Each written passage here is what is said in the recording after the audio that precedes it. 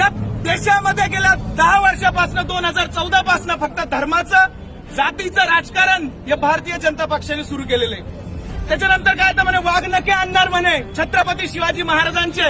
अरे छत्रपती शिवाजी महाराज जर आता अस्तित्वात असते तर त्या वाघनखाने पहिले मोदी सरकारचा कोथळा बाहेर काढला असता आणि त्यांना सांगितलं असतं की जी साक्षी मलिक ज्या भारतातल्या ब्रिजभूषण सिंग बलात्कारी त्याला तुम्ही पाठीमागे घालता.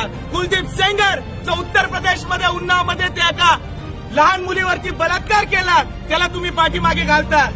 तुम्ही जम्मू काश्मीरमध्ये कथुआमध्ये ज्या लहान मुलीवरती बलात्कार केला त्याच्या समर्थनात तुम्ही देशाचा पवित्र तिरंगा ध्वज आणि पवित्र भगवा ध्वज घेऊन रॅली काढल्या.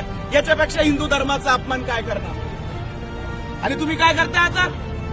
तुमच्या विरोधात असणाऱ्या प्रत्येक नेत्याला मध्ये टाकताय. संजय सिंग आम आदमी पक्षाच्या संजय सिंगला मध्ये